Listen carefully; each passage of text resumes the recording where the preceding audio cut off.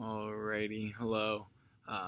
For this experiment, we are going to take some salt and some pepper.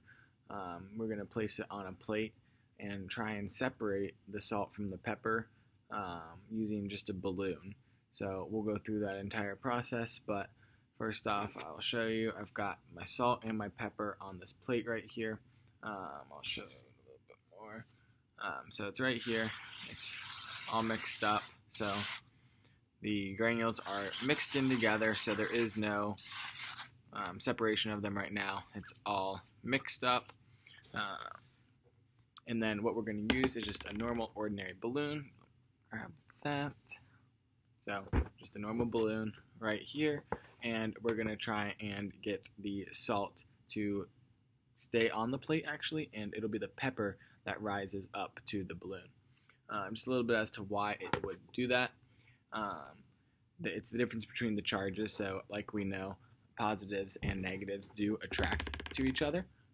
So the salt and the pepper both will have that positive charge, and there will be a negative charge on the balloon after we cause that static by rubbing this on our head. And then when we get the balloon nice and close to the salt and the pepper mixture on the plate, it should attract both of them, but with the pepper being much lighter, it will make the pepper come all the way up and stick to the balloon, whereas the salt, it might just slowly kind of, it might not slowly, but it might kind of try and come up, but it's too heavy, so it will most likely fall back down onto the plate. So we're going to go ahead and give this a shot. We're going to try this, so I'm going to go ahead and put this up here. Sure, the hair will be crazy after this.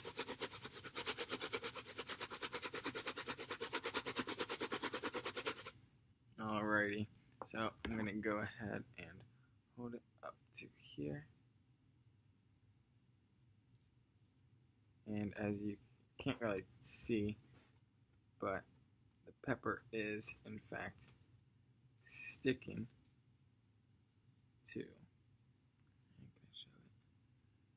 I'm not really showing very well. Let me rub it a little bit more, get a little bit more static this time.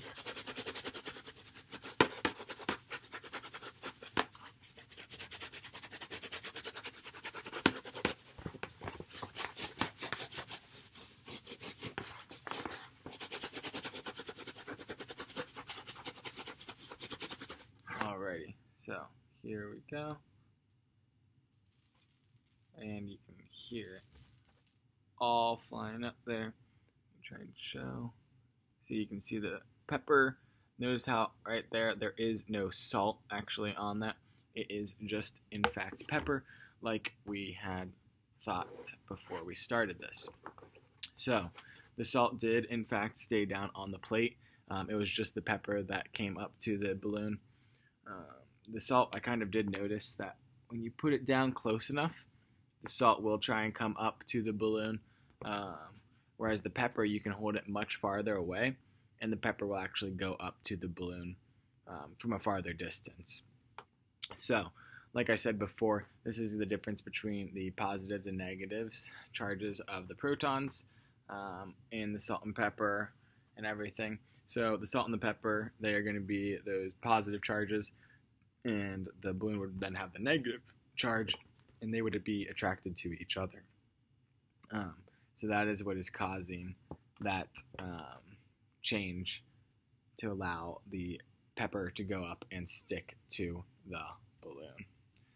Another thing that is with it is it could be just because of the weight difference. So the pepper flakes are much lighter than the salt, so the salt actually is attracted, but it just doesn't have enough of a force, because this is a very weak force. I mean, it's like just a balloon getting rubbed on our head to have that like static electricity to pull that up. So the salt being a little bit heavier is staying on the plate just because it doesn't have a strong enough force between the two to actually go up to the balloon. So overall, we can see, I mean, it's still mixed up on the plate. It didn't completely separate the salt and the pepper. But if I took my time and did this over and over and over again, I could, in fact, get rid of all of the pepper on this plate, and it could leave it with just salt. It might take a little bit of time, but it would work. So like we said in the beginning, we thought that the pepper would get stuck to the balloon and the salt would stay on the plate. That did in fact happen, so I would consider this to be successful, and it's a good demonstration of how opposites do attract each other when we're thinking about charges within chemistry. Thanks.